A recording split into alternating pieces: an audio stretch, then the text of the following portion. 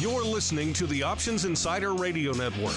For more quality options programs, visit www.theoptionsinsider.com or search for Options Insider Radio Network in your podcast provider of choice. Listeners can also access all of our programming through our mobile app, available in iTunes and on Google Play. Don't forget to follow along with your favorite programs and submit your own questions for the hosts at twitter.com/options, facebook.com/theoptionsinsider, or via questions at theoptionsinsider.com. Welcome to Volatility Views, the premier program for volatility traders. Each week, we'll take a deep dive into the world of volatility with in-depth analysis, trading activity reviews, strategy breakdowns, cutting-edge education, and much more. We'll also bring you exclusive conversations with the traders, researchers, and asset managers who are reshaping the volatility landscape. If it involves volatility, then you'll find it on Volatility Views. Volatility Views is brought to you by CBOE Live Vol. CBOE Live Vol is the leader in equity and index options trading technology, providing professional and retail traders with the most sophisticated options risk analysis, compliance, and trading tools. CBOE Live Vol offers a broad spectrum of advanced trading technology, including the Live Vol X, next generation execution platform, and Live Vol Pro, the new standard in options trading front ends. Visit livevol.com for a 15-day free trial today. And by Russell Investments, the home of Russell Indexes, which calculates approximately 700,000 benchmarks daily, covering 98% of the investable market globally, including more than 80 countries and more than 10,000 securities. Approximately $4.1 trillion in assets are benchmarked to Russell Indexes. For more information on Russell Indexes and RVX, please visit russell.com/indexes. And now, it's time to take a deep dive into the world of volatility. It's time for Volatility Views.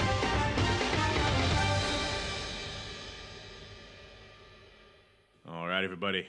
That music means it's time once again for Volatility Views, the premier program for volatility traders. My name is Mark Longo from theoptionsinsider.com, as well as, of course, from the ever-expanding, ever-exciting Options Insider Radio Network, where you can find not just this current program, but of course all the great archived episodes of Volatility Views, some great conversations, some great debates, some great interviews we've had over the many years here on this program. The easiest place to find all those archives, as well as, of course, every other program we do on this network. There's quite a few of them, 14 others to be precise.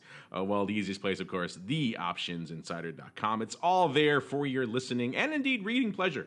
I don't plug the articles enough, but there's a lot of articles up there on the site as well for you guys to enjoy during the day. Of course, you can always find, if the audio is your main thing, you can always find us also iTunes, TuneIn, Stitcher, so on and so forth. Of course, also via our app available in the App Store, Google Play, all that fun stuff. So people have asked if we can turn our app into a broad podcatcher, so you can get our app and then also subscribe to other podcasts within it. It's an interesting idea, something I thought about myself as well. I'll have to investigate to see how viable that is, because you want to have one destination at the end of the day to get all your content, and particularly if you're on the Android side of the fence, where a lot of people have a hard time finding all their stuff. Now that Google Play is live, makes it a little bit easier, but still, it's kind of a bit of the Wild West over there, and we all know the Apple Podcast app is garbage. So between the two of them, maybe some sort of joint universal podcatcher with our stuff in it might be kind of interesting. By the way, if you do hear a little bit of banging, there is some construction going on here in our building, unfortunately. Hopefully it's not bleeding through the walls too much, but if that's what you're hearing, a little bit of banging, a little bit of hammering back there, that's what it is. Unfortunately, nothing to be done about it here today. And of course, while you're listening, I forgot to mention, you can also stream us live every Friday, noon Central, 1 p.m. Eastern, via Mixlr, M-I-X-L-R. We always tweet out the link, put it on our website. If you've seen it before, if you saved it in your bookmarks, whatever, same link. We use it every week, never changes. So you can just pull that up at noon Central, 1 p.m. Eastern on Fridays, and join us for a little bit of live chatting about vol. And if you got some questions, that's the time to fire them off. You can also hit us up, Twitter, Facebook, all the usual places, including questions at theoptionsinsider.com. All right, and joining me on the old program today, I'm not sure where either of them are beaming in from, so I can't really go in order of proximity. Let's just pick them out of a hat, and I'll go from left to right And we'll start with Mr. Corner Office. I think he's Mr. Corner Office today. I don't know where he's beaming in from. I guess let's check in and find out. He is Russell Rhodes, a senior instructor over there at the Options Institute. Mr. Rhodes, welcome back to the program. And where are you beaming in from? The palatial Corner Office, scenic Tulsa, Kamloops, where or perhaps when are you beaming in from? Are you in some different dimension? I'm at work. I'm in CBOE. So we've got a beginner class going on this week.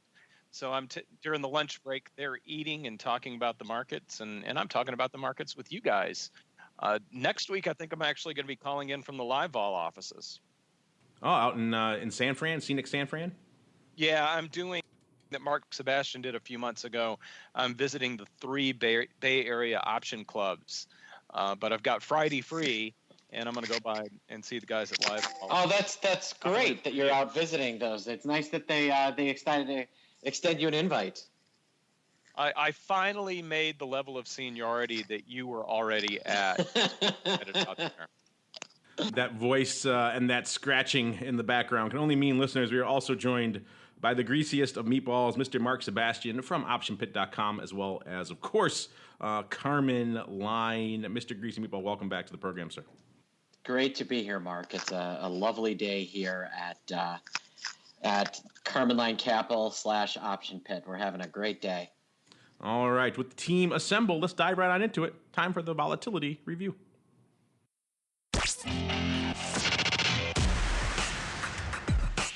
It's time to break down the latest developments in the volatility trading world. It's time for the Volatility Review.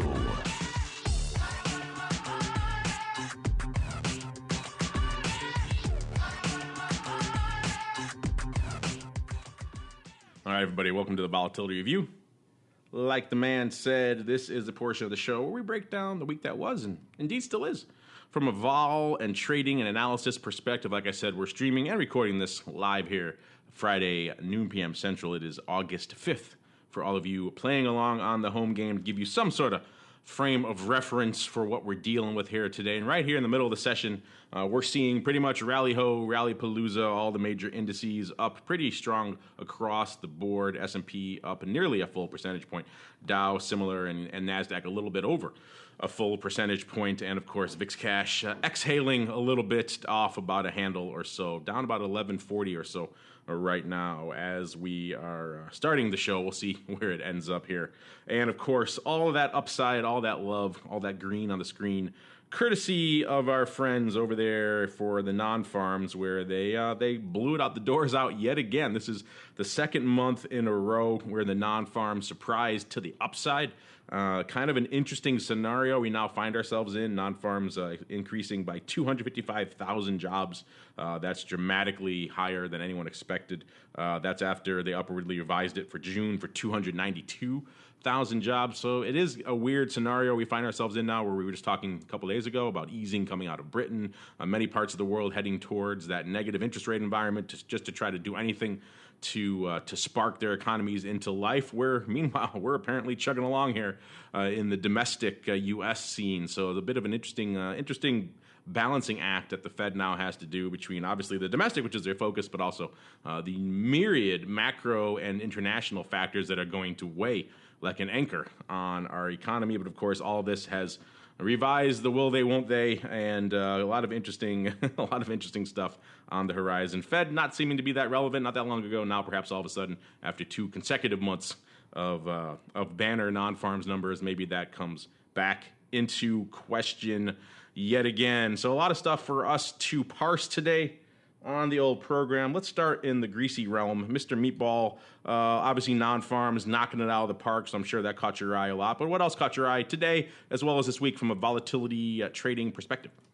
Well, this August is kind of lining up for the polar opposite of last August. I mean, yes, last August did actually start out with really low volatilities, but, we were seeing other world financial markets that were seeing volatility even as U.S. markets were not.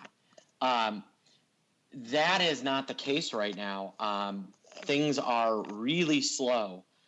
And, I was saying in the pit chat today that I could envision a VIX settle with a 10 handle today instead of an 11. And I could envision, I think August may end up being the lowest settle we see of the year. It may be the lowest settle we've seen since 2006, 2007 timeframe. I'm talking potentially a 10 settle or something near there, as market volatility is just completely lacking and dissipating. Although I would note there has just been a bevy of puts and 1x2s that have been sold and traded all day. It's been a put Palooza all week. It's been kind of crazy. Put Palooza, just put. I mean, Barclays just put up this massive 60,000 lot today. There are put traders everywhere, and at Cardinal, we've been trying to scoop up some of these things, find some value, find some trade, but meanwhile trying to do them in a way where we do things maybe a little delta neutral. If you gave yourself if you bought puts and then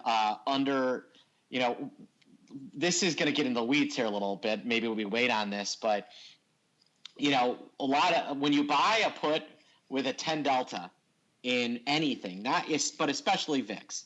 So if I buy a 10 delta put in VIX, I'm going to pay 15 cents for it. Does it make sense to hedge all 10 of those 10 deltas on a trade like that? And gotta hedge those 10 deltas. And the answer is never. So if I buy 1,000 10 delta puts, I might hedge them like they're a 3 or 4 delta. And that approach has worked exceedingly well this week. And that's one of the things you really have to be careful of, especially in a product like VIX, where the deltas, you can see VIX drop 3 points. You can see the future drop a point, and you can see the delta not move at all. It's like owning upside calls. So that's just something. There's some nuance to trading, but this week has been really good in terms of owning puts and under hedging any of its negative delta exposure. Yeah, I think that's a big resounding underhang. I can't imagine scrambling to hedge away all 10 of those deltas out there. But you're right, it has been, and we'll get to this obviously a little bit later, but it's kind of hard to ignore now. I think Put Palooza is putting it mildly this week. I can't recall another week where I've seen so much of almost the same papers, the set puts pretty much almost over and over again. So much so that I thought when I first started looking at the paper for this week, and we were analyzing, picking out the nuggets for the show, I thought our platforms were broken. I was like, wait a minute, this is repeating the same trade over and over again. But that's exactly what was going up for a lot of this week, which is interesting. We'll get to that in a little bit as we start parsing all of the VIX paper. But before we do that, let's bring on Mr. Corner Office, who actually is beaming in from the corner office. Hasn't done that in quite a while. So you'll hear the cacophonous echoes behind him, listeners, as his voice reverberates for, what is it, a square, about a good 10,000 square feet in the corner office these days? Yeah, and I'm sitting next to the fireplace today, so you might hear a little crackling. And, nothing like a fire in August. Nothing like a fire in August to warm the blood. Oh, well, no, I crank the air down to 60, and then I turn on the fireplace. Oh, I see. Yes, that's a good way to do it. Because I'm very green. So, Mark just went on and on and on and on again about the Palooza. While you guys talked about all that, I kept digging around looking for bullish trades, and they're hard to find. Somebody bought a few of the August 17 calls, and somebody bought some October 29 calls. I don't know what they're thinking. There was some. That's a seller. That's a seller. Excuse me. There's been a little bit of people starting to sniff a little upside. Yeah. And to be fair, a lot of these guys are kind of getting sneakily long delta by buying one and selling two. Mm-hmm. So there's a sneaky long delta where maybe they don't think VIX is going to, 20 or 30, but maybe they're playing VIX to revert back to 13. I think that's what. Did you see that? We'll talk about this in a second, but that condor that traded in August yesterday for size, that was kind of what that guy was thinking, I think. Yeah. No, it's hard to find a whole lot of you're not finding any near dated bullish trades, that's for sure. They're already showing up in September and October, but I think every year we probably say the same thing when we get a couple of days into August. Last year everybody looked past August, and I think that's one of the reasons we got the move that we got in late August, because there was the surprise factor that was I'm still trying to come up with a word that combines surprise and fear. The surprise. Terrorize. Yeah, well, when you get the spike like we got last year, it really has to come out of nowhere. Right. And that's why we haven't seen the 30s or 40s this year for VIX, because nobody was bullish coming into this year. And then so they were all prepared for it. And now they're tired of paying up for protection they don't think they're going to need, which maybe that's a perfect storm for another 40 or 50 print in VIX. Sure. Absolutely could be. I don't see it, but it certainly could be. Yeah. I think back-to-back months, I think year-over-year months like that would be pretty astounding. But I do see, you're right. But I think that there's still a lot of people holding on for the VIX might pop. And the question is, where's the max pain in the market? Is it VIX popping, or is it VIX going to 9? And it might be VIX going to 9. Yeah, that would. Have we started listing? Whenever we start listing options with a strike under 10, that's when you really want to start. We have. But when you see them, that's when you really start to think, well, now it might be time for the pop. But yeah, it's been a couple of years since we did that. And when you see a 9 strike available on the board, maybe that's when you sell it. I will be at a nickel all day. Each of those at a nickel. Yeah. At a nickel all day. That'd be an interesting scenario where VIX goes from hovering right now in the low teens, flirting, actually hitting a 52-week low today, I believe, earlier today, about 11.18, rallying all the way up to the 40 handle. That would be quite the historic move. Certainly something interesting to watch. Speaking of fun stuff to watch, it's that time of the show, so let's get right to it. It's time for Russell's Weekly Rundown. Now, Russell's Weekly Rundown.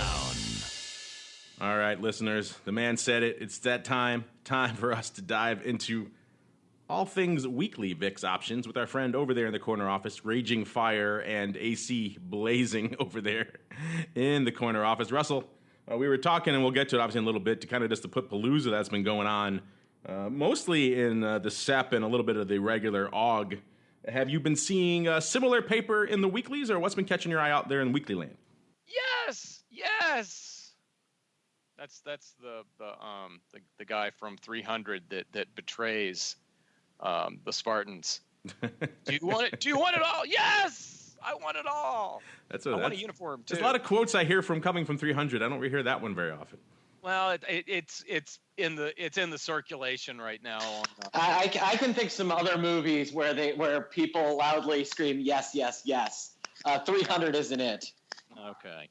So with that, which I hope was edited out, there's some stuff going on in the August 10 options today. August 10th. Had a pretty good buyer of the 13 puts earlier, paying 90 cents for those. These settle next Wednesday on the open, and then had another very similar outlook here, just playing it in a slightly different way. Actually, playing it in a way that I would prefer. If I had to compare these two trades, I would vote for the second one over the first one. Somebody came in and bought the 12.50 puts and paid 59 cents for them, and then just went down to 12 and sold the 12 strike puts for 29 cents. So they're paying 30 cents. They make 20 cents if we are at 12 or lower on the settlement next Wednesday. The lower cost behind that one, actually, I kind of lean toward that than toward just purchasing the 13 strike puts outright. Of course, if they bought those 13 strike puts early in the day like they did, maybe they're going to come back and sell a lower strike since VIX continues to move lower since then. Yeah, I'll tell you, I just bought a few hundred of the AUG 31 12.5s, and I guess 5,700, 5,600 traded total on those as well. Look at it. I mean, they are buying and selling anything they can. It's really, the paper on the inputs has just been astounding. It's just astounding. And because we're talking about weeklies, do you hear the excitement in my voice? I know. It's been really neat. It's been really neat. Are we ready to sing happy birthday to the weeklies futures? The first VIX weekly future expiration was August 5th of last year. Happy birthday, Mr. VIX weekly future. Happy birthday. That's deeply disturbing. Mr. VIX weekly future. It doesn't seem like it's been a year though. Happy birthday, Mr. Weekly VIX future. This is where I take control of the channel. I just slowly mute Sebastian. Oh, look at that. He fell away. I wonder how that happens on the program. The magic of audio technology. But it doesn't seem like it's been a year or even close to that for the VIX weekly futures. Maybe partly because you guys have been just rolling out, it seems like, a new addition to the weekly family on an almost quote-unquote weekly basis. I mean, they haven't all been futures, obviously. We have the Wednesday weeklies, now the forthcoming Monday weeklies, which I believe, all things staying equal, we're coming out in about 10 days on the 15th. So, yeah, I think maybe it's just that. Maybe it's just the frequency of headlines for you guys of new weeklies that has made it seem like it was just, a few weeks ago that we added the weekly VIX futures. So all that, a long way to say, Mr. Russell, that doesn't seem like it's been a year, does it? No, it doesn't. That's one of the reasons I kind of keep hitting on that milestone, is I don't think a lot of people realize that that we made it through a year this quickly. And also I don't think a lot of people paid attention until the options came out in the fall. So that may have something to do with the stealth nature of the anniversary sneaking up on us. Speaking of sneaking up, I think if anything snuck up on anybody this week, it's the put Palooza. So let's get to it. It's been we've been doing the show for a long time. I've been watching VIX obviously for a lot longer than that, and I'm hard pressed to think of another period where there's been so much concentrated put activity in such a short period of time. Even today, as we're talking, said about halfway midpoint of the session here, and it was a relatively moderate volume week. It wasn't heavy, wasn't particularly light either, but today is lighting it up. Of course, non-farms day. You might expect that the ADV still hovering almost exactly around 600,000 contracts for the big VIX options. It kind of stays almost glued to that level. And we're almost at that already at about 12:24 or so here is Central Time. We're at about 600,000 having gone up already today. So a pretty active day. Of course, non-farms, that's going to give you some action. The rest of the week was south of that level, but still pretty robust. About 550 on Monday, about 522 on Tuesday, Wednesday being kind of the nadir of the week, 367, and Thursday again pushing the 500 level. So all south of it, but still some fairly robust days in there. And it's almost like you have to try this week to find a trade that doesn't involve a put leg in some capacity here.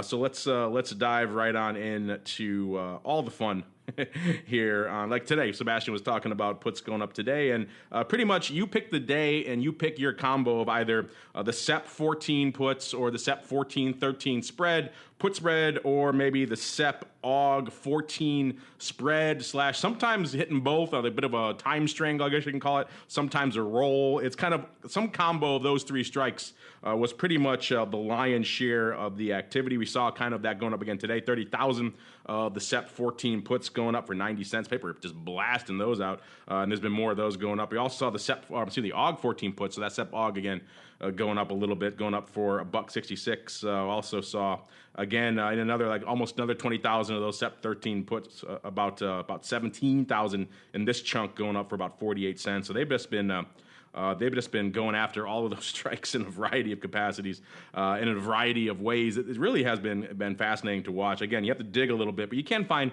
a little bit of call love, including today we saw what looks like the AUG 20 SEP 25 going up. Not quite 1 by 2, a little bit of a ratio, 1.5 to 2, 15,000 by 20,000 SEP by AUG. So yeah, it's kind of like Mark was saying, it's puts and it's 1 by 2s going up pretty much across the board. Also saw earlier in the day today as well another about 13,000 by 19,000 of that SEP 14-13 spread going up. This time, some paper buying looks like the 14 puts and then putting on the 13. So maybe there's some rolling down different strikes as well. It's just a flurry of paper pretty much across the board on all of these SEP 13 and 14 strikes. Funky stuff pretty much across the board here. I know, Mark, you were talking also about the Condor I think we saw going up on, I believe it was Wednesday. Why don't you walk us through that one a little bit and why that one caught your eye? Just to take a break from the puts for a second. Yeah, this was a put Condor. Oh, forget it then. This was an interesting one. The customer bought the August 17 puts, sold the August 13 and a half puts, sold the August 13 puts, and then bought the August 12 puts.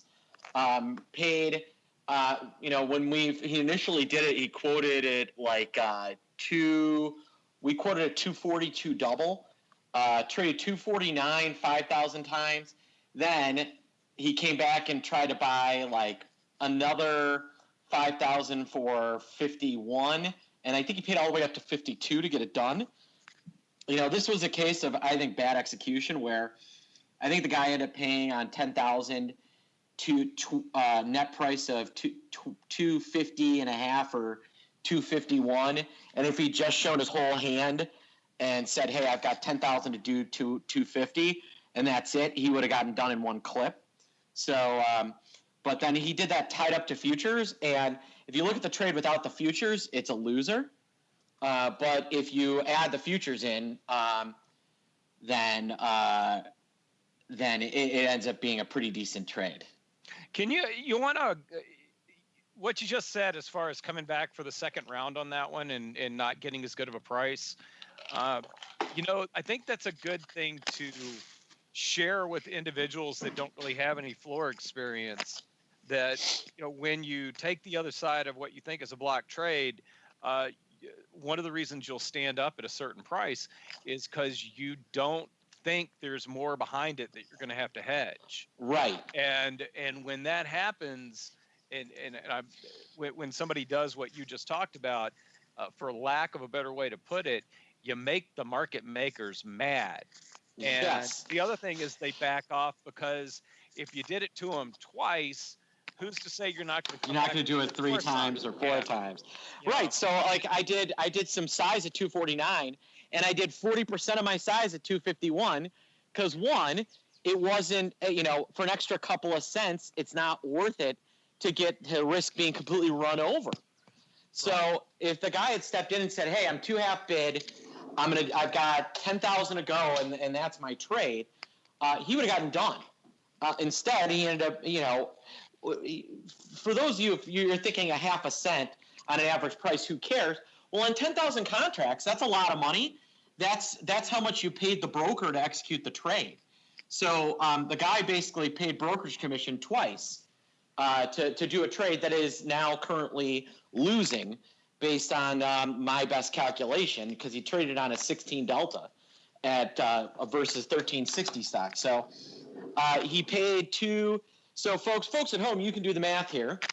He paid, let's just make things easier and say he paid $2.50 for the 17, 13 and a half, 13, 12 put Condor. All right. It's currently marking 258, but on a 16 delta, all right, he bought 1360 in the future.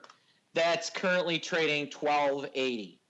So he made 8 cents 10,000 times, but he lost 80 cents 1,600 times. What do you think is how's he looking? Not so hot anymore. And so if that half a cent, honestly, that half a cent or a penny is probably the difference between him being, maybe flat to, maybe flat to just losing a little bit now to, hey, he's going to go home with sheets and he's going to be in the red on that for sure. Yeah, and even taking it a step further, when that there's only a handful of really big players in that pit, and I mean, you and we we know who does what, yeah, but we're also not going to share it because that but we have a pretty good idea of who's doing what at different times. And the next time he comes in with this stuff, he's got a little bit of a penalty box situation there that they're going to have to get past. Oh, and they're going to lean the order way worse in his face this time too. Yeah, myself included.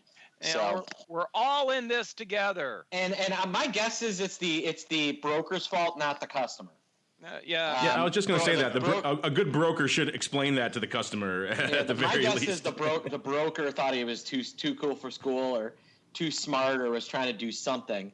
Well, if the broker was that good, he would have had the whole trade done before it even hit the floor. Yeah, maybe they're new to VIX land. VIX is one of those products that's still obviously pit traded, still execution very prominent in the business. If you don't know how that pit works and how the process works, then you're going to leave your customers, I think, perhaps twisting in the wind, as it sounds like our friend here did today. I would certainly be having a nice little chat. Yeah, but if you're doing that much size, you've been around in the product, you'd hope for a little while you'd have a little bit of savvy yourself to understand how that kind of stuff works. But I guess there's learning periods for everyone. Sometimes they can be expensive. Looking here at some of the other trades, like I said, we talked all the puts, and you can kind of talk those SEP puts and AuntH puts pretty much every day of the week.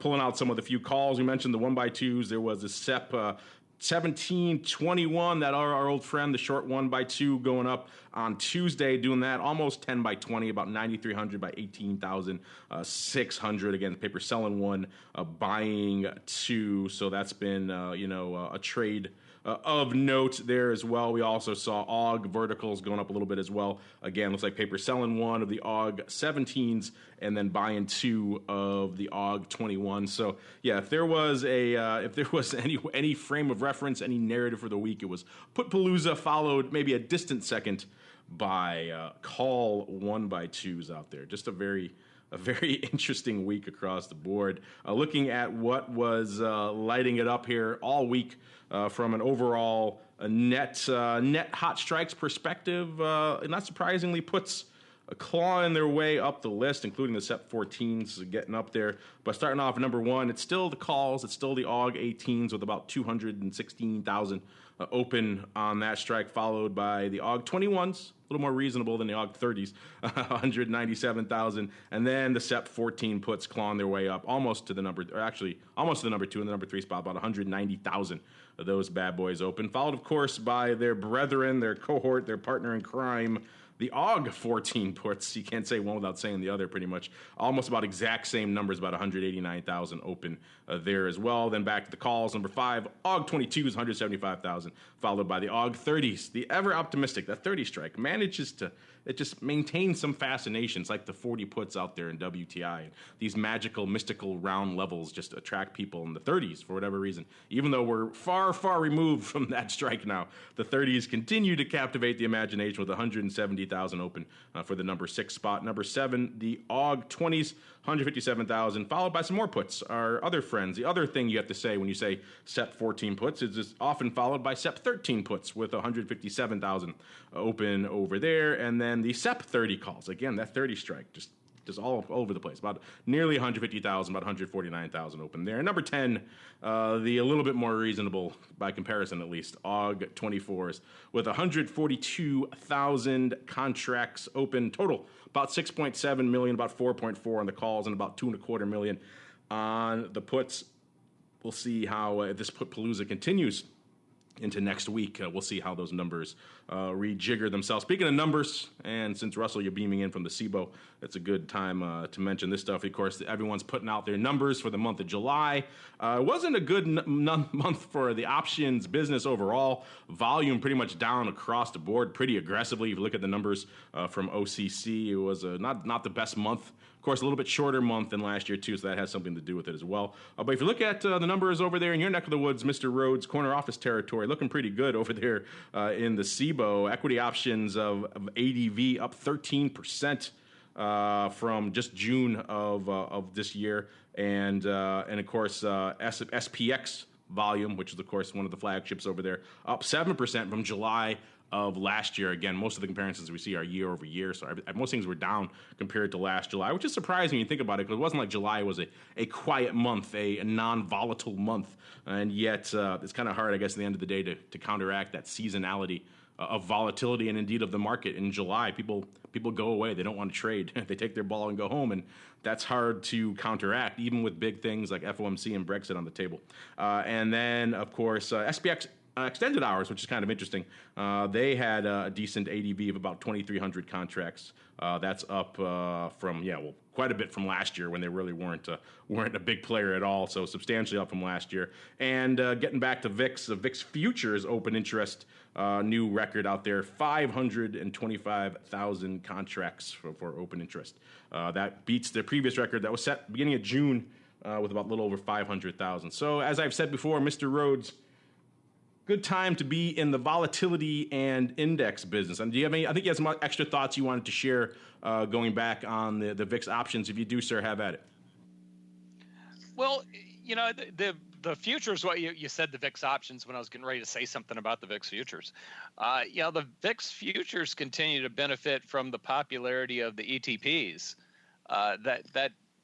All these things create a really nice cycle of liquidity. It is a symbiotic relationship. Right. And, that's really where you can actually see the two levels of two big spurts of growth that we had in that market.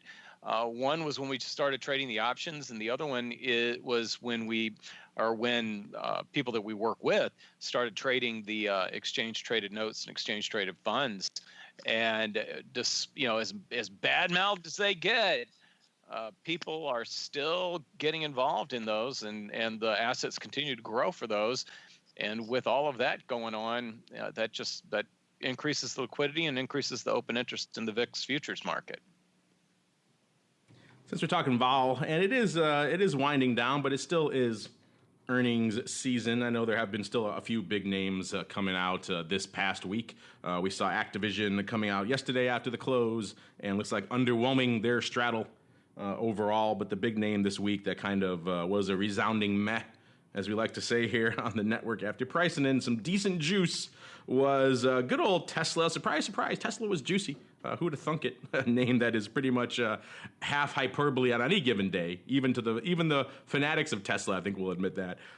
Is surprise, surprise. They had a little bit of froth going with them, and still, they were pricing in, I think, looks like about a 6.5, nearly a $15 straddle. They closed out right around $225 going into their earnings, and surprise, surprise, the stock ended up budging. It opened the next day almost unched, which is almost unheard of for Tesla. It's going somewhere after earnings. And then by the end of the day, and I think it had about a $5 move. So you could still salvage some of that if you were long premium and maybe scalping aggressively. But yeah, you're still missing that straddle by nearly a whopping $10 is a big miss for the Tesla fans. I know, Mark, this one was a topic du jour in the pitch chats.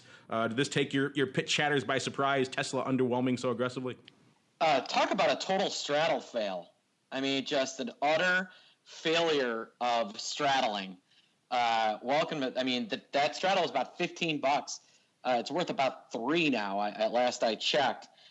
So just nothing out of Tesla on earnings. Little shocking, to be honest. Little shocking, but, apparently Mr. Musk did not overly impress. He impressed investors about as much as he impressed Tallulah Riley. I was just waiting for you to throw her.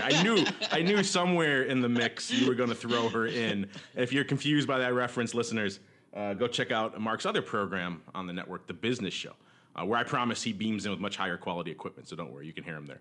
And he talks a lot about Elon Musk's wife, or I should say ex-wife, then ex-wife again. So there's a lot of Musk-isms over there. But I know, yeah, it is surprising, of course, anytime. I think if you had to pick out of a hat, just at the start of earnings season, any name that's going to maybe not outperform, but at least deliver a decent move post earnings. Because if the numbers don't warrant it, they're going to come out with some sort of release, some sort of tweet from some sort of a hype that's going to move the numbers regardless. So Tesla is always kind of in that discussion of something that's going to usually deliver some sort of move post earnings. It's kind of just baked into the bread at this point. So for them to just kind of almost literally be unched the day after, it seems almost that is almost unheard of. And certainly if you were aggressively blasting out premium out there, volatility in the Tesla land, you had a moment there where you could have taken that off and probably done pretty well. I know, Mr. Rhodes, you like to watch yourself a good earnings announcement or two. What's your take here on Tesla? Perhaps his ex-wife/wife/ex-wife again, or any other names that were announced this week that caught your eye? Well, it's the whole earnings season. I had a guy last week that took one of our classes that called up, and I put Mark's shamelessly promotional, so I will be as well. Every week I put a blog up that says what the 3-year average move was off of all the stocks that are reporting with weeklies the following week. And this guy took one of our classes a few months ago, and he has done 6 iron condors around earnings, and all of them were winners. And I think if this is the first earnings season and you're doing trades like that, you are doing it in the best quarter that I can ever remember to do a neutral trade like that.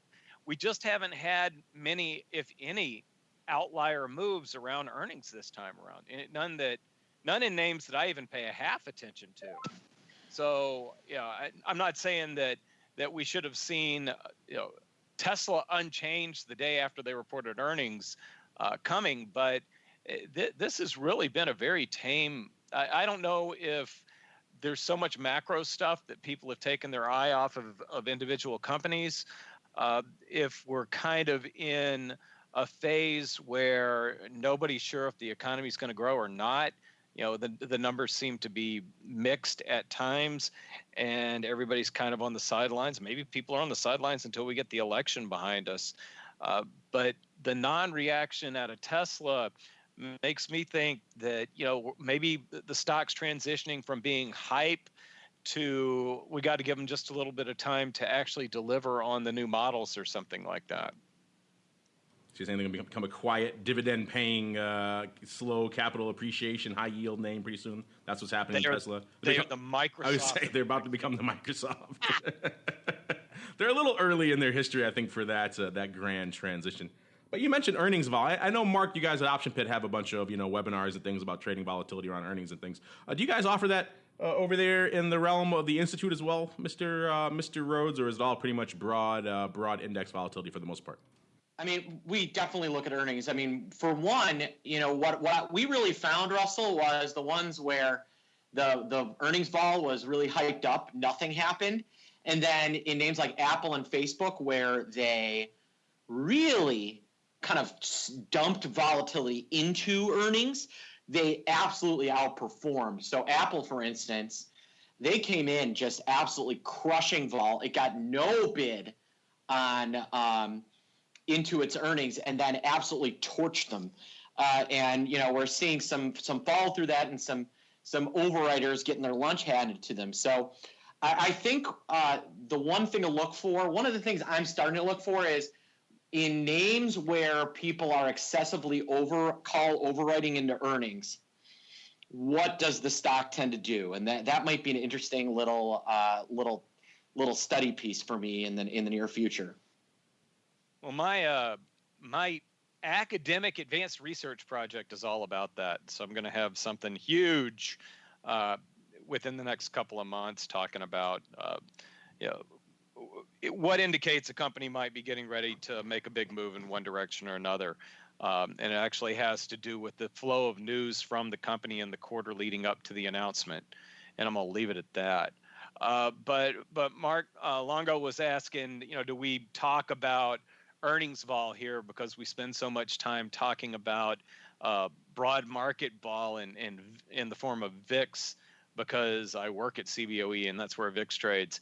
We do spend some time talking about earnings vol. In fact, I mentioned that we got a class going on right now, and this afternoon, one of the 2 sessions that I talk about is all about trading weeklies, and about half of that section is about trading earnings and what the options are telling you about earnings and how history comes into play and everything.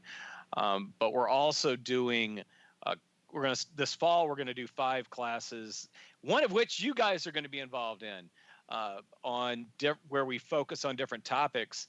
And the third one on October 14th is focus on weeklies, and easily half to 3/4 of it's going to be event trading with weeklies, with a big probably the academic work I do will be thrown out there for the first time at that class, because whenever we do a new class, I always like to put something new out there as well.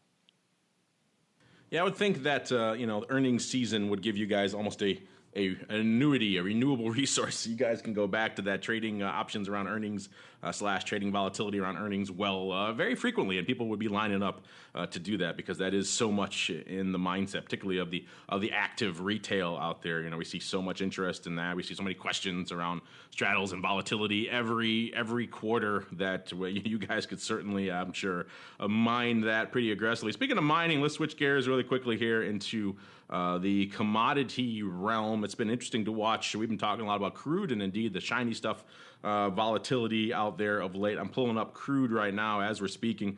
It's been interesting to watch. We've remarked many times on recent programs how the lion's share of the premium, the interest, the volatility has been to the downside in big products like WTI and even corresponding other issues like USO and others out there. And that seemed to have been warranted after the downside move we saw over the past week or so. And then the corresponding rebound back over, as we're recording right now, we're kind of vacillating in the low 40 handle range, depending on which contract you're looking out there in WTI and similar ranges around Brent and others. And of course, vol is still relatively low. We're about roughly 50% of those peak times, those peak periods when we hit about an 85 or so out there in OIV and OVX, hovering right around a low 40s now, about a 42 in both of those products. So almost literally half right now exactly out there. So vol having come off, but if we continue this move to the downside, we might see that, of course, creep up a bit, because again, looking at the skew charts out here, it is the vol is still to the downside, unless you're talking very, very, very, very near term, the most front month of contracts,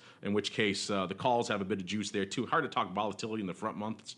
Again, mostly gamma out there, but still there is a lot of interest in calls. In the very near term, perhaps showing a lot of people are worried about or positioning for a near-term rebound. We certainly saw that. WTI seems to have that fixation around that 40 handle, and it bounces a little bit below and rebounds right again. Now that we're north of it again, maybe will we retreat? We don't know. But these round levels certainly seem to have a fixation for the masses. And let's also break down the shiny stuff as well really quickly here. Again, if you're interested in this kind of stuff, volatility skew of these commodities and things, make sure you tune in this Friday, today, 3 o'clock Central, 4 p.m. Eastern, as we get into all things TWIFO this week in futures options, where we get to do this in a lot more detail here. The program's all about this stuff: crude, gold, silver, soybeans, whatever's lighting it up, rates, FX, whatever's lighting it up. And we talked about gold recently on this program and on TWIFO and others, and talked about certainly post-Brexit, it was about as near vertical as you get for a skew, with everyone just piling into the calls. That retreated a bit as the puts started leading the dance, and now we're seeing it's about roughly a fair amount of symmetry out there in the realm of gold volatility skew, indicating a bit of maybe consensus hit around these levels. We haven't gold, again, even though despite today's number, kind of not really maybe moving as some people expected. So perhaps a near-term stalemate right now out here in the shiny stuff. Maybe Mark, we'll start with you. Anything catching your eye, anything worthy of note to you in the commodity space, either maybe USO or GLD? I know those are two of your favorite ways to play these commodities. Maybe something else out there catching your eye this week. Oil vol is moving, which has been kind of interesting. Oil really did take it in the chin. Gold a little less. The one that's been shocking is bond vol. They continue just there is no belief that bonds can go anywhere. And that's kind of shocking. But, yeah, we saw OIV get back above 45. That's kind of the first time it had been anywhere near there in the last 3 months. So nice little bit of a bid getting back in oil vol. It's now backed off to about 42. Still juicy. If you're looking for something to sell, it continues to exist in oil. Mr. Rhodes, I know you mostly watch the broad index vol and occasionally some single name in equity vol. Anything catching your eye out there in the commodity realm this week? I was on a tear just talking about, I'm going to tweet a couple of pictures out. I just took some screenshots from live vol of the USO and the GLD, just the skew for the August 12th, August 19th, and August 26th options. There's lots of smiling and not a lot of smirking going on there for both oil and gold, which we seem to have seen things leaning either one direction or another for both of those markets. And now it's kind of as symmetrical as I've seen it in a while. By the way, shameless plug, but if you're not following Russell on Twitter, he is at Russell Rhodes. You're missing out on some excellent screen art and some screen grabs and some little doodles of his own, and him just finding whatever random whimsical image he can find in clip art and then tweeting it out somehow in the volatility context. So if you're not following him on Twitter, make sure you do, because I get a good chuckle out of it every now and then. At the very least, for his new new Twitter handle, you should, or his new Twitter profile photo. You should tune in for that alone. So we'll be looking forward, Mr. Rhodes, to all of the photos you put out here during the show. Meanwhile, it's coming up against it, so I want to make sure you guys get some time on the show too. So without further ado, let's hit up the volatility voicemail. It's time to share your thoughts and opinions with your fellow volatility traders. It's time to check the volatility voicemail. Make your voice heard by dialing 779-669-4VOL, posting a comment on the optionsinsider.com, sending an email to questions@theoptionsinsider.com, or posting your questions to twitter.com/options or facebook.com/theoptionsinsider. All right, everybody, welcome to the Vol Voicemail. Like the man said, this is the portion of the show where you guys get to dictate our pace with some questions of your own. Let's kick things off here. This one comes from NTC34. He or she asks, actually, he heard us on another show, but he's asking on this show. He says, I heard you guys talking on the option block discussing using options with stock to speculate on volatility. Can you explain that? How does buying a call and selling stock give you a pure volatility position? Well, I think maybe a lot of people, including our old friend Don S., would certainly take umbrage at that latter characterization of calls and stock somehow being a pure volatility position. But that's kind of the crux, the genesis of when we created the show many years ago. It was kind of to disabuse people of that notion. You know, that's kind of been the way it's been done. Certainly when I was a market maker, when Mark was on the floor, that was kind of the way we traded vol. Was we delta hedged all of our options trades, and we ended up with some sort of rough approximation of a net vega position that we would then try to trade around. I think calling that a pure a pure position is perhaps a longer discussion than we have time for. But Mark, this is a pretty straightforward question, kind of going back to the origins of this very fine program. Why don't you walk our friend here, Mr. or perhaps Mrs. NTC34. In fact, you were just talking about it earlier in the show, delta hedging the 10 delta puts. So walk our listener here through what the heck you're talking about with that. When I'm delta hedging, well, it's the long explanation is a very long one. The short explanation is, as a market maker, if I don't want to trade off of the price of the option. I want to trade off the volatility option. So in delta hedging and in managing my position, if you think about the way I describe it is you think about a New York Stock Exchange specialist trading around a stock. All right, so let's say it's a stock XYZ and it's trading $100. Well, even though the last trade was $100, that's not the real market. The real market, and the guys would do anything to have this market back, might be 99.90 at 100.1, and the goal being that if somebody buys it, they pay 100.1, and if they sell it, they pay he pays 99.90, then he moves his market around it. Well, since options are a derivative, and because the paper can be so disjointed, it's not like you can't just trade it like a stock where you're managing you're just managing by your movement. So for instance, in my New York Stock Exchange specialist guy, if somebody does buy 100 shares for $100.10, the New York Stock Exchange guy is then going to bid 100 for 100 shares, and his next offer might be 100.2 or 100.3. And he's hoping that somebody sells him the stock back at 100. His market goes back to where it was, and he pockets 0.1 times 100 or $10. Well, again, I can't really do that because options are so disjointed. There's so many different strikes, so many different contract months, so many different places. So in order to be able to make a market like that, I actually have to make my markets around the volatility. So if you think about a day chart of a stock price, that's how New York Stock Exchange specialists are making markets. If you look at a tick chart of volatility, that is how an option market maker is making markets. So how does the option market maker then hedge and manage that position? Well, he trades a volatility. So my market on a option might be 40.5% volatility at 41.5% volatility. And then the option price actually is an output of that model, that base volatility I'm running on that strike. So the only way for me to really lock in that strike price, that volatility number, is to sell the option and then take, at that moment, my price behavior, my price direction out of the trade. And if I do that, and the way I do that is by delta hedging, taking it out of their hands. And that's really what I'm doing. I'm assuming you guys at the Institute don't do any courses on delta neutral or delta hedging trading, Russell, do you?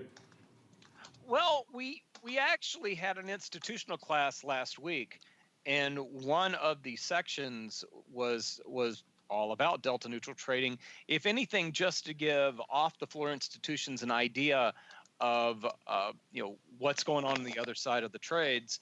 And of all people, we actually had Shelley Natenberg teach that section, and and use the chapter from his latest book on explaining delta neutral trading. I'm sorry, who are you referring to? I'm not familiar with. Who's that guy? You don't know who that guy is? Yeah. Really quickly, this question about circuit breakers is good. We don't have time for that. It's a long discussion. Maybe next week. Really quick, this one just came in earlier today. AuntH. Or AuntH, I don't know. But it's timely, actually, because I was about to dismiss it, but he asks, or she, what's up with RVX? I was going to give the usual nothing, and I happened to just pull it up while we're looking at 1,000 lot. Going up today in RVX, that is, you're not familiar, that's, of course, the Russell 2000 vol, our friends over there, Russell, doing that product. This is a product that has an average daily volume of 61 contracts and a total open interest of 900 some odd contracts, so nothing trades out there. Doing 1,000 lot spread today, actually, or a 500 lot spread, total of 1,000. SEP 28, AuntH 32 half. Looks like people are selling the SEP and buying the AuntH, I think. I haven't had a chance to really parse it. So RVX actually printing today, which is interesting. So maybe we'll flag this question for further discussion. But we gotta keep rolling into the final segment. It's time for the crystal ball. It's time to peer into the future and reveal what the volatility gods hold in store. It's time to look into the crystal ball. All right, everybody, welcome to the crystal ball. Like the name implies, this is the portion of the show where we guess wildly about the future of all things volatility. Last week on the show, it was me and the Rock Lobster and Russell. Russell going high as he's wont to do these days. Not quite as high, not in the 20 handle, but 1305 was his pick for where VIX cash will be at this moment, listeners, the end of the show here.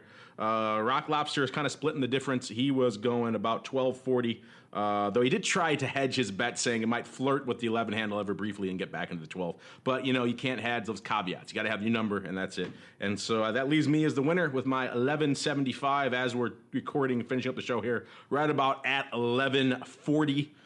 So we all, by Price is Right rules, we all lose. by our crystal ball rules of closest, then I am indeed the winner for this week. So I get the highly dubious honor of going first for this week into next week. And I'm going to say, I was on the higher tip for a while there, like Mr. Rhodes, but, the market conspires against us all. So I went lower this week, and I think I'm going to continue that train. But post non-farms, earnings aren't moving the needle, and nothing else really seems to be conspiring to move the needle.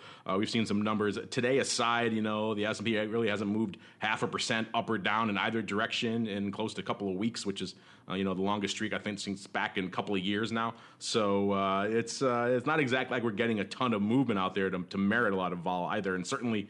Palooza this week is certainly leaning and lining up with a lot of those players leaning towards the downside. So I'm going to come out next week and say we're slightly lower. I'm going to say about 11.15. I know Mark was flirting with a 10 handle. Maybe he will try to undercut me and go 10. Let's see if he's brave enough to do just that. Mr. Sebastian, Mr. Greasy Meatball, are you feeling a 10 handle in your blood for next week? Do you have the courage of your convictions to predict here in a public forum at 10 handle? I think that the August 17th settle in VIX is going to be a 10 handle. And this time next week, going into a long weekend, I think I'm a little worried that we might even be a 9. That is where I'm at in terms of the handles. So, yeah, I'm going to go 10.25. Wow, I'm trying to think. That may be the lowest prediction except for the ghost of Russell, who picks some crazy stuff sometimes. But but that might be the lowest prediction we've ever had here on the show. Mr. Rhodes, what are you feeling in your blood? Are you still feeling a little bit juicy? You got to do the over. Yeah. I'm taking 12. 12? You guys are giving me I feel like you're kind of feeling sorry for me and handing me the ball and giving me a path to the basket just so I can. Well, I did talk Mark into a nice 10 handle for you, so I gave you a lot of wiggle room there on the upside. All right, good stuff, listeners. We'll see next week if we are horribly embarrassed or if all our good predictions come to pass. Unfortunately, that music means it's time to bring to a close this fun sojourn, this adventure into the world of volatility. But before we go, one last time, let me check back in with my cohorts here, my partners in crime, starting with the greasiest of meatballs. In addition to telling you where he finds his favorite meatball sub here in Chicago, what else is cooking in the realm of all things Carmen line / option pit? You're at the end of the month, we're doing a weeklies webinar for Option Pit. Go to optionpit.com/weeklies to try it out. And check it out. Use code 25_off, all capitals for off, and you are going to take $25 extra off. So quite the deal there. That's what's going on. Speaking of deals, Mr. Rhodes said you're heading to the Live Vol HQ. Of course, this show brought to us by our friends over there at CBOE Live Vol and their corresponding data shop. So if you haven't checked it out, search for Live Vol and Data Shop. You can get all your data deals and needs right there. People always ask us, can we get some weird data set for this product, just these months, just these strikes? And it's never really been that easy to do that before, but now in the realm of the Data Shop, you can just do that. Go in there, type in the strikes, the months, the series you want, and let them price it up for you. And chances are you might get a good deal on that after all, because you don't want the whole data set. You just want that very specific set of numbers. And so, Mr. Rhodes, that's interesting. I know you have some interesting nuggets when you're coming back next week, or actually you'll be beaming in from their HQ. And in addition to all things Live Vol, what's cooking in the realm of the Options Institute? In fact, I do believe we have a show coming up there in a couple of weeks. We do. I mentioned the weeklies focus class a little earlier. The first focus class is going to be on VIX and trading the volatility-oriented ETPs. Mark Sebastian is going to be talking about VIX options. We're going to have Option Institute instructors talk about everything else volatility-oriented. And that class is in 2 weeks. I think early bird pricing ends next Wednesday. And anybody that comes to the class gets a copy of my new institutional book, and we'll get we'll get the first hot off the presses copies of my next volatility trading book, which will be out in the early fourth quarter time frame. All kinds of free stuff. All kinds of goodies, hot off the presses. Yep. So hit us up here, hit up Russell on his Twitter, or of course go to the Options Institute at the SIBO to learn more about how you can register. Hopefully we'll see you, because we'll be there doing this show live in just 2 weeks' time over there. So if you've never been down there, never had a chance to maybe see the floor, the SIBO, and all the other stuff that goes on with those classes, it's pretty cool. Check it out and come see us live. It's always kind of fun. So on behalf of Mr. Corner Office and Mr. Greasy Meatball, and indeed myself, thank all of you for tuning in, for downloading, streaming, and of course for streaming live. We'd love to see you guys as well. And we'll see you next week, and hopefully live in 2 weeks for more Volatility Views. Volatility Views is brought to you by CBOE Live Vol. CBOE Live Vol is the leader in equity and index options trading technology, providing professional and retail traders with the most sophisticated options risk analysis, compliance, and trading tools. CBOE Live Vol offers a broad spectrum of advanced trading technology, including the Live Vol X, next generation execution platform, and Live Vol Pro, the new standard in options trading front ends. Visit livevol.com for a 15-day free trial today. And by Russell Investments, the home of Russell Indexes, which calculates approximately 700,000 benchmarks daily, covering 98% of the investable market globally, including more than 80 countries and more than 10,000 securities. Approximately $4.1 trillion in assets are benchmarked to Russell Indexes. For more information on Russell Indexes and RVX, please visit russell.com/indexes.